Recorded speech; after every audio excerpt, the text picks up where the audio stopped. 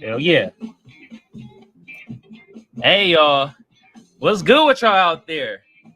This is another episode of Storm in the Brain. I'm your lovely or hated host Kamal, aka the Black Seinfeld, aka Magic X. And today, I got another guest, y'all. Bruh is an author, performing artist. You feel me? I met bruh at Express It. It's this group out in San Diego where they have performing artists and they have people that come on to either perform poems, they could do their songs, they could do other performing artist things. You feel me? It had one person doing some beatboxing one time. You feel me? And this brother, he coming back in. You feel me? We had a little technical difficulties, but I was just telling them where I met you at, bro, at Express It, and how like I had performing artists there and stuff like that. And look, this is my guest, Joe Mack, in the building. Hey, bro, I gotta give you air horns, bro. You feel me? And some hand claps. Cause you had one of the most fieriest poems that I ever heard, though. Not even at the thing, just that I ever heard. You feel me? And before we deep dive into that, I want you to let my people know who you are, where you from, what you do, any projects you got going on, and anything else you want my people to know. What's up, everybody? First off, thanks for having me, bro. Joe McClain Jr. Y'all know me in the spoken word world as artist Joe Mack, former top 25 poet in the world, 11 times, soon to be 12-time author. We got the book Southern Fried Intimacy, my first romance novel, dropping Valentine's Day of next year. Okay. We also right now, officially got booked for the University of Tulsa. So I'll be down there performing and speaking on October 4th next month. So if you're out in the Tulsa area, you're a student at UT, shoot through. I'm originally from East Chicago, Indiana, but been in San Diego, California for over 20 years now. Loving it. No complaints about the city, man. It's all love. I embrace this city like I was born and raised here. Hell yeah, you kind of like me because I came out here in 05, so I'm damn near out here like 20 years. I'm originally from Oakland, so from the Bay Area. Yeah, from the town. So yeah, I love the city too. This is my second home and stuff like that. You feel me? You know. Mm-hmm. But, what got you into performance art? You feel me? What got you into coming up on the stage, doing poems and stuff like that? You know. So it started my 11th grade year, East Chicago Central High School. Okay. My teacher, Miss Joshua, black educator, she kept me out the class one day. She was like, "Yo, boy, you can write." She was like, "I want you to write a few assignments for me." And I was like, "Yo, is these extra credit, toward college?" She said, "No, this is for me." So 15, 16 years old, I'm like, I don't want to do this, but that's my girl. So I did them, and then I found myself enjoying it. And she kept working with me, and pinging me, being critical of my writings. And the more I did, the better I got.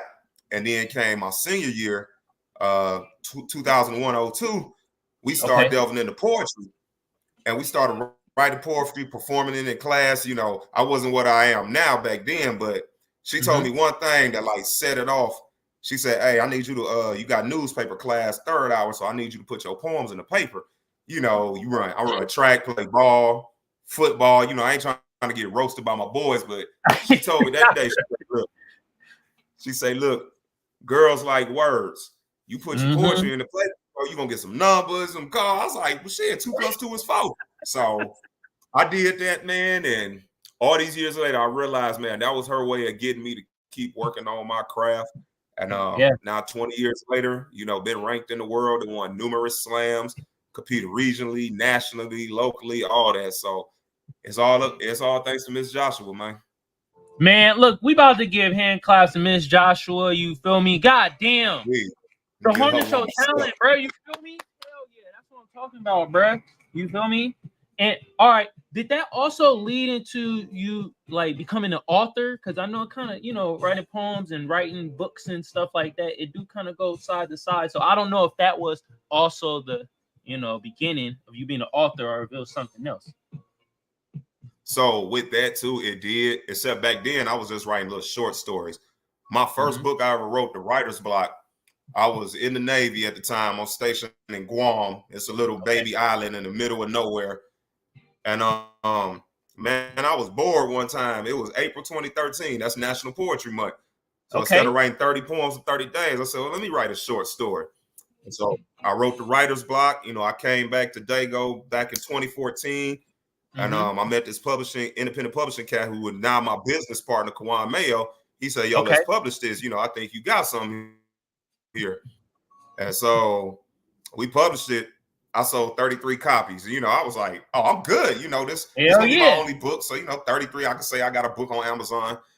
And then, you know, I said, let me write another one. I did Bandages, and then Bandages went #1 on Amazon. So I said, well, I might have something. So I just kept writing and releasing books. And yeah, now we got 11. And I'm looking forward to this 12th book, my first romance novel, opening up about Black men being transparent, you know, Black men getting done wrong, all the opposite stuff that you don't hear about relationships. That's what I put in this book. So I'm looking forward to this one. It's number 12, Southern Fried Intimacy, dropping February 14th, 2024.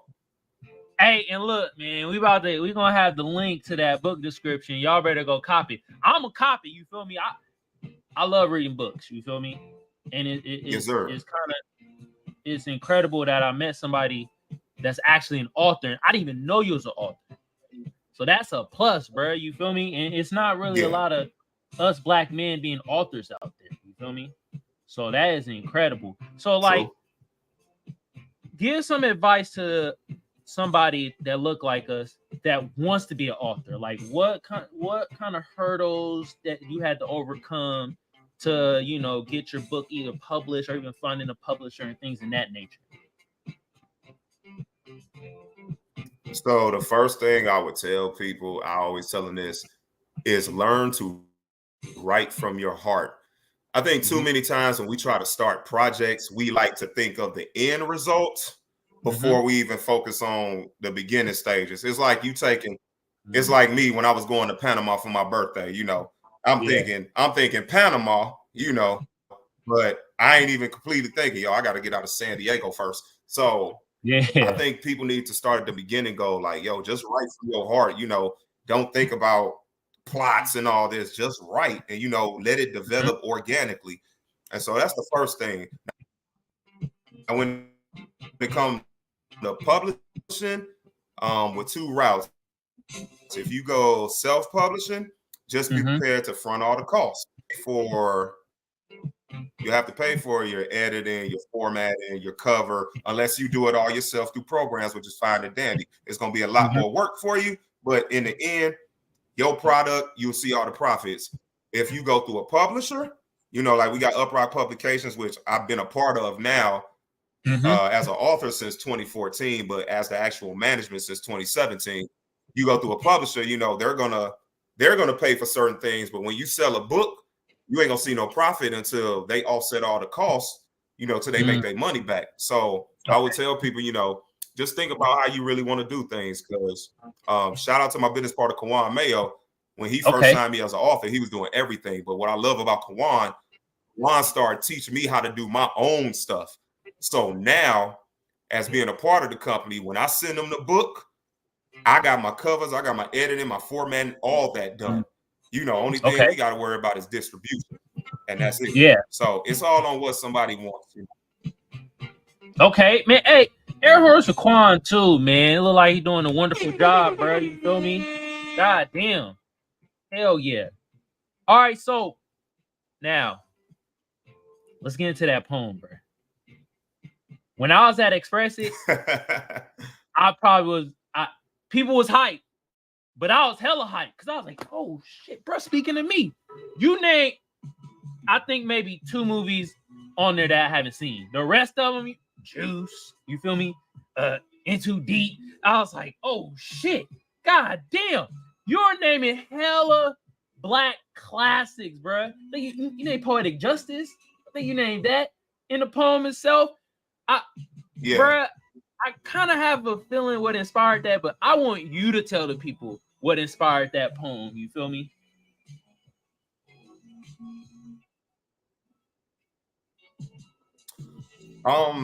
Pretty much like all my other poems, man. It's just everyday life. You know, I probably wrote that piece while watching one of those movies. You know, I don't know if it was Minister Society, Boys in the Hood, or whatever. I probably was watching one of the movies and then figured, you know, let me write a poem that entails all of these movies, but it also tells a story. And that's the beautiful thing about poetry. Like poetry and art, it comes from real life experiences. So like when that poem where I named like 50 billion movies, you know, when people hear the story, they're like, wow, I can relate to that. You know, not only from the fact of I may have went through this, but you naming all my favorite movies, bro. So now, you know, you drop the intellectual bomb. Now I might go home, watch Minister Society, watch an old dog, you know, watch Kane get lit up at the end. So yeah man. Bruh, that shit was incredible. I was like, I never heard nothing like that before. Like, just hearing every movie that I found as a classic, and I ain't gonna lie, I meet people, I be telling people about these movies, they be like, what the hell are you talking about? Minister Society? What? I'm like, Jesus Christ, bro. God damn. But that was incredible, bro, for real. You know? Give some advice to a young up and coming poet on just the process and kind of what's your process on things and how it would help them out.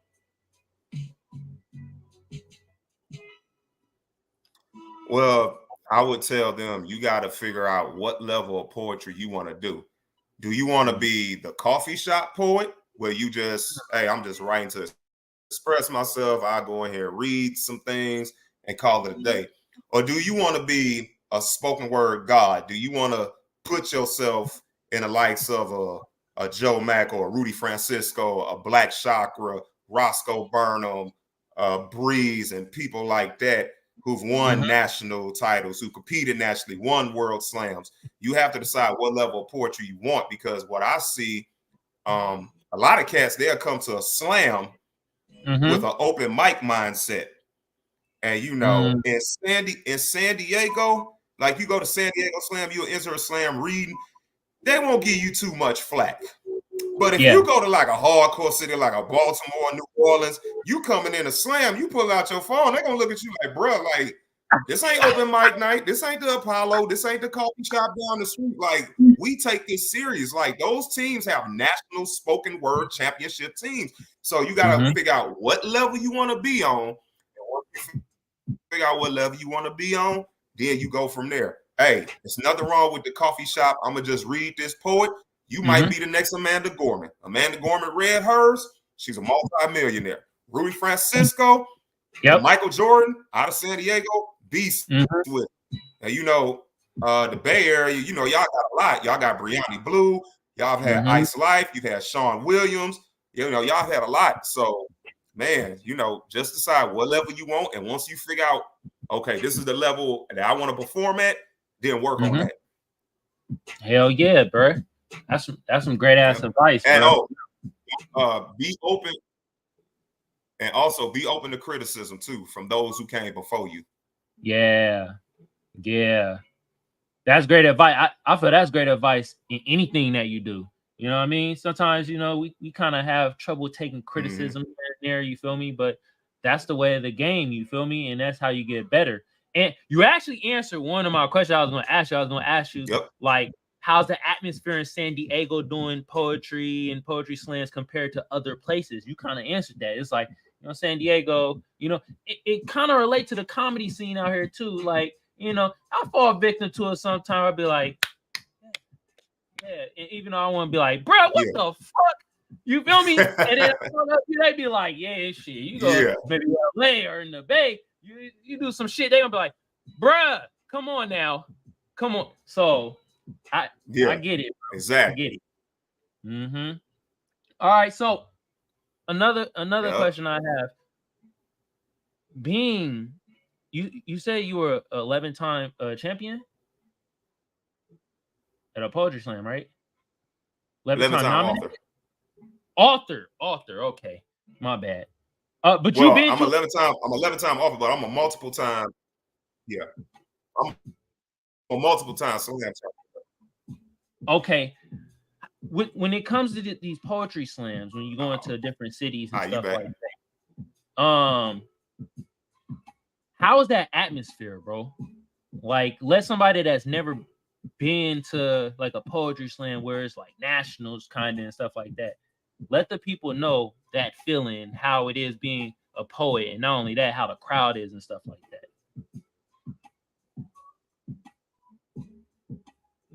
So when you go, first of all, when you go to the national slams, everybody, 95% of the people who are there gonna belong there. So you got to come with some heat. You got to, I mean, you literally around a bunch of goats. You around a bunch of pit bulls, and you gonna have to be the biggest pit bull in the yard because it's a national tournament. So look up. Depending on where you go, it's gonna be a different vibe. I've had shows this year in Minneapolis where Bud and Poetry is. They're the largest poetry platform on earth. So then I've had shows in Atlanta. And ATL folks, hey, they want to be entertained. So you got to realize, where you going. Hey, you might have to check your atmosphere. You might have to set it off a little harder than what you planned on. You might have to be a little softer depending on what you plan on. I.e., when I got booked in Idaho Falls, which was the weirdest and most turned up poetry slam I've ever been a part of. So, shit, yeah, Idaho Falls, crazy as it sounds. So, yeah. That sounds crazy as hell. I think Idaho Falls, I ain't gonna lie, I think of corn for some reason. I don't know why. It reminds me of like Nebraska or something. Yeah, it was it was a small city, man, but it was crazy. It's a lot of mix. When you walk into the hotel and you seeing a bunch of light skinned black folks, and you're like, damn, we got some numbers up here. We mixed, but yeah. So it was a different scene, but it was real fun up there. Hell yeah. Okay, that's what's up.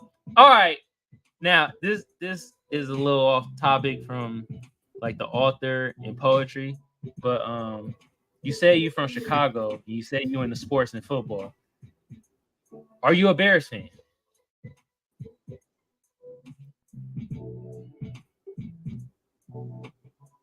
Hold on, you cutting out real quick.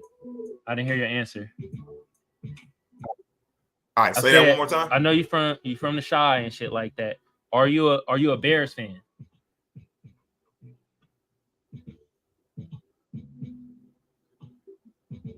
Did it skip? Did you hear me? Hold on, y'all. I can't hear you, bro. Hold on, y'all. Quick. Can you hear me now? No, I didn't hear you at all. Okay, but can you hear me now? Is it working? No? Hold on. I'm gonna leave the studio and then I'm gonna come back. I don't know what's. I hear you. Okay. Yeah.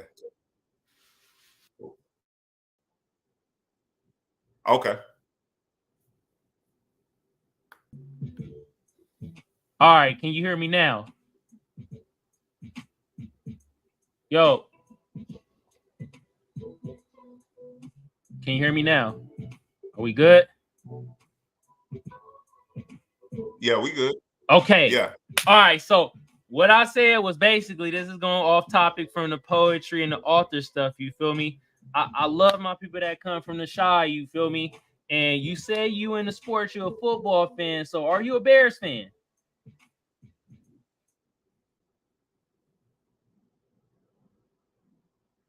You broke again. You froze again. Right now. Yeah, you froze again. Yeah, I don't know what's going on, bro. It's the wacky internet, bro. But I'm asking one more time. Are you a Bears fan? Nah. No. Okay. Because I was gonna talk I ain't some a Bears shit. fan. I'm a Packers fan. So I was about to talk a little shit, have a little bit of fun with it. You feel me? Everybody from Chicago, bro. I love the fans of Chicago. They talk shit with me, but because you're not a Bears fan, I can't talk the shit, bro. You feel me? Actually, who's your team since we on the topic anyway? If you got a football team.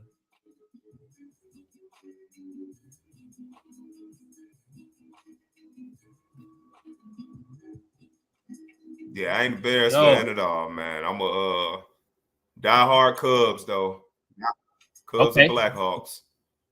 Okay, cool. Baseball and hockey. All right, for sure. You feel me? All right. I don't lie. I got more questions, but this internet bugging out right now. I gotta figure this shit out or whatever. Sure. And I apologize that this happening, bro, on your interview and shit like that. I most definitely gotta get you back on again. I got more questions, but this shit acting laggy as fuck. So with that being said, let people know where they can find you, your social medias, any other projects you got going on, and anything else you want my audience to know, bro. I hit my website for the books and book me, joemacspeaks.com, JOEMACSPEA.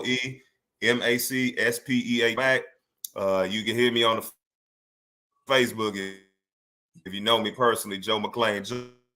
If I don't know you, I probably ain't gonna add you. Twitter and TikTok, Artist Joe Max. So look your boy up, bring me to your city, buy the books. You know, I'll perform there. Well, like I said, I'll be at University of Tulsa October 4th. Southern Friday. That's gonna be my 12th book. Proclaiming it gonna probably be my best-selling book. So okay. Hell yeah. Hey man, look it. We also gonna have all the links in the description below. You feel me? All this social media. I gotta get your website, so I can put that in there too. So it's easy for people to just click and go straight to it. You feel me? Look, I appreciate you, bro, for coming on to the show, man. Like, sorry about the internet being all fucked up right now. Usually this shit don't do this, man. It's kind of it. I don't know, man. I gotta probably unplug it or something. It's acting wonky right now. But I appreciate you for coming on. You feel me? Blessing us with your knowledge when it comes to performance artists and being an author. Yeah, I see. Yeah, yeah. You feel me? I don't know what's going. Actually, I'll be honest with you. It might be StreamYard too. StreamYard be kind of fucking up sometimes too. But anyway, this is another episode of Storm in the Brain. I'm your lovely or hated host, Kamal, aka the Black Seinfeld, aka Magic X. And since I got the best audience and the best guest out there, what should y'all be doing right now? Giving yourself a goddamn hand clap. Air horns are too. Y'all better clap it up. Oh man, we're out here, you feel me? Hell yeah. But anyway, for my tubers out there, YouTube been around since 2005. I don't need to tell y'all what to do to get the video or the channel booming. But just like the rest of the tubers say, I'm going to say the same thing. Like a sub a share a comment, comment a like. Y'all know what to do. Some of y'all smart out there, you feel me? Now, for my Twitch family, hit your bro to follow, hit your bro to share. That'd be greatly appreciated, you feel me? Also appreciate my lovely sponsor, First Place Losers. The link to the shop gonna be in the description below. Y'all go check out the fire-ass garments made out of 100% Egyptian cotton. I guarantee it boosts your sex appeal up by, let's say, 12%. And look here, it look good on me. It's most definitely gonna look good on y'all. Hey, Joe Mac, I appreciate you for coming on. Next time we gonna get the shit right though, bro. I gotta get you back on here. And we gotta do this shit proper. I'm sorry that the internet was fucking up, and I think StreamYard fucking up too. It's having a hard time catching on and shit. So I gotta get you on here again when everything is cleared up and shit. But I appreciate you again for coming on to the show. And bro, you wrote and spit one of the best fucking poems I ever done heard in my goddamn life. So gotta say that, bro. You know. Appreciate that. On that note, man, you feel me? We ought to be out of here. Peace out, y'all. We out.